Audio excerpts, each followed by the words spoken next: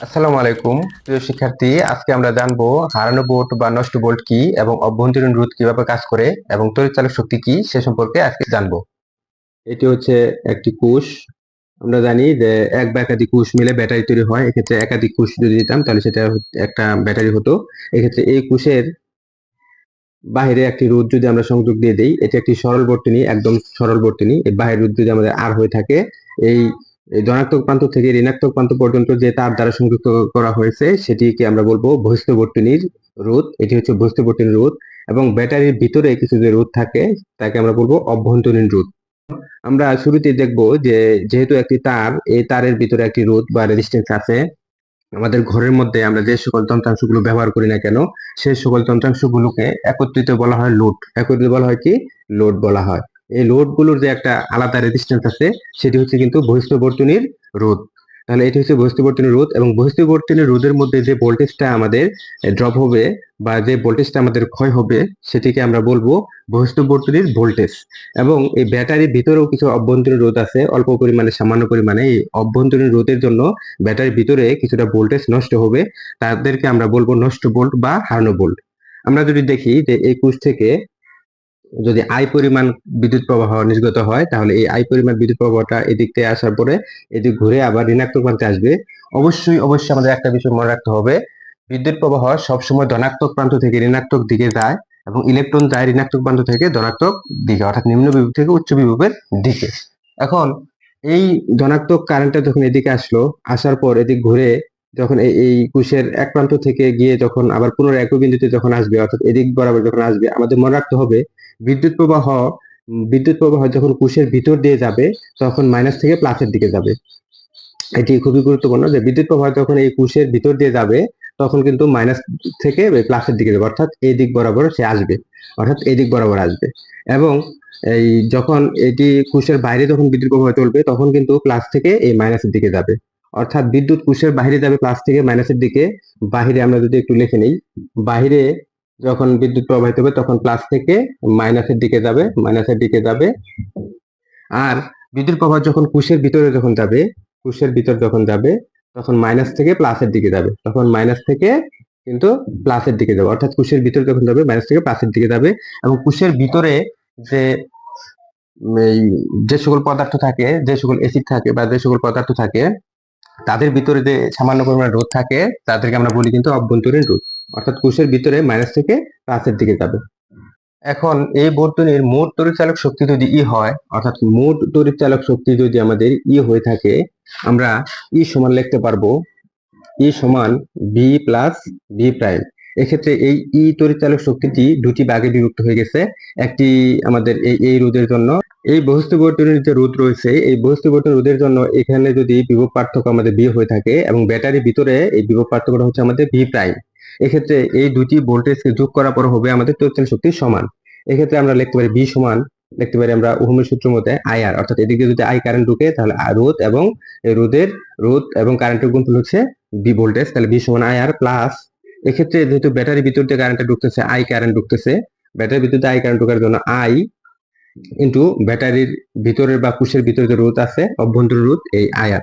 এক্ষেত্রে যদি আমরা আই কমন নেই তাহলে আমরা লিখতে পারবো আর প্লাস আর, ই সমান আর প্লাস আর। এক্ষেত্রে আমরা লিখতে পারবো আই সমান E divide by R plus R. অর্থাৎ আমরা এখান থেকে যে সূত্রটি পেয়েছি, এই সূত্রের সাহায্যে কিন্তু আমাদের উদ্দীপক অনেক সময় করা লাগতে পারে। এখন কথা হচ্ছে যে নষ্ট ভোল্ট বা হারানো ভোল্ট কি। এক্ষেত্রে যদি প্রশ্ন আসে, যে খ নম্বর অংশ প্রশ্ন আসে যে নষ্ট ভোল্ট বা হারানো ভোল্ট কি, নষ্ট ভোল্ট কি বা হারানো ভোল্ট কি, এটি যদি প্রশ্ন এসে থাকে, নষ্ট ভোল্ট বা হারানো ভোল্ট বলতে আমরা বুঝবো, আমরা এই সংজ্ঞাটি এভাবে দিব: বর্তনীতে ব্যবহৃত তড়িৎচালক শক্তি দুটি ভাগে বিভক্ত হয়ে পড়ে। একটি বহিস্থ বর্তনীতে বিদ্যুৎ প্রবাহের কাজে ব্যয় হয় এবং অন্যটি কোষের ভিতরে নষ্ট হয়ে যায়। এই নষ্ট ভোল্টেজকেই মূলত হারানো ভোল্টেজ বা নষ্ট ভোল্ট বলা হয়। এক্ষেত্রে আমরা দেখছি যে বর্তনীতে ব্যবহৃত তড়িৎচালক শক্তি দুটি ভাগে বিভক্ত হয়ে পড়েছে, একটি ভি এবং অন্যটি হচ্ছে ভি প্রাইম। এই ভি প্রাইমকে বলা হয় নষ্ট ভোল্টেজ, কারণ এই ভি প্রাইম বর্তনীর ভিতরে বিদ্যুৎ প্রবাহের কাজে ব্যয় হয় না, বরং এটি ব্যাটারির ভিতরে নষ্ট হয়ে যায়। এই জন্য একে বলা হয় নষ্ট ভোল্ট বা হারানো ভোল্ট।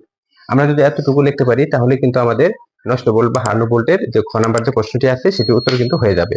তোমরা নতুন যারা এই মুহূর্তে আমার এই ভিডিওটি দেখছো, চ্যানেলটি সাবস্ক্রাইব করে পাশে থাকবে। আমরা ধারাবাহিকভাবে বিভিন্ন অধ্যায়ের এমসিকিউ সিকিউ প্রশ্নগুলো নিয়মিত সমাধান করে থাকি। ধন্যবাদ। এখন আমরা দেখব যে তড়িৎ চালক শক্তি আর বিভব পার্থক্য এই বিষয়টি কি এবং এটি আসলে কিভাবে সংজ্ঞায়িত করা যায়। এটি আমাদের নাম মুখস্থ করে আমরা শুধু একটু বুঝলে এই সংখ্যাগুলো সুন্দর করে লিখতে পারবো। তড়িৎ চালক শক্তি এটি বোঝার জন্য আমরা আবার পুনরায় একটি সার্কিট অঙ্কন করে নেই। এইটি একটি সরল সার্কিট। এই সরল সার্কিটের ভিতরে আমাদের কোষ থেকে আই পরিমাণ বিদ্যুৎ প্রবাহ আসতেছে। আমরা বলতে পারি যে একটি একক ধনাত্মক আধান একটি একক ধনাত্মক আধান কোষের এক প্রান্ত থেকে, এই কোষটির এক প্রান্ত থেকে, অর্থাৎ এই প্রান্ত থেকে একটি একক ধনাত্মক আধান কোষের এক প্রান্ত থেকে সম্পূর্ণ বর্তনী ঘুরে পুনরায় ওই একই বিন্দুতে আসছে, অর্থাৎ এই বিন্দু থেকে যাত্রা আরম্ভ করে পুনরায় সমস্ত এই বর্তনীটি ঘুরে পুনরায় ওই একই বিন্দুতে আসছে, অর্থাৎ এই এসিডের ভিতর দিয়ে একই বিন্দুতে আসছে যে পরিমাণ কার্য সম্পাদিত হয় তাকে বলা হয় তড়িৎচালক শক্তি। তড়িৎচালক শক্তিকে আমরা ই সমান ডব্লিউ বাই কিউ লিখতে পারি। কারণ এক্ষেত্রে আমরা যদি মনে করি যে কিউ চার্জ যদি আসে, কিউ চার্জ এই বিন্দু থেকে যাত্রা আরম্ভ করে পুনরায় এই সমস্ত বর্তনী ঘুরে পুনরায় যদি এই বিন্দুতে আসে, যদি আমাদের কাজ করে ডব্লিউ, তাহলে একটি একক চার্জ কাজ করবে আমাদের ডব্লিউ বাই কিউ। তাহলে একটি একক চার্জ সম্পূর্ণ বর্তনী ঘুরে পুনরায় ওই একই বিন্দুতে আসতে যে পরিমাণ কার্য সম্পাদিত করে তাকে বলা হয় তড়িৎচালক শক্তি বা ইএমএফ।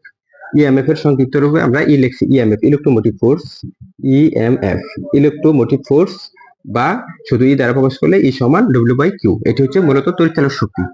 আর বিভব পার্থক্যের ক্ষেত্রে আমরা যদি দেখি, এই বিভব পার্থক্য হচ্ছে একটি একক ধনাত্মক চার্জ কোষের এক প্রান্ত থেকে সম্পূর্ণ বর্তনী ঘুরে কোষের অন্য প্রান্তে আসতে যে পরিমাণ কার্য সম্পাদিত হয় তাকে বলা হয় বিভব পার্থক্য।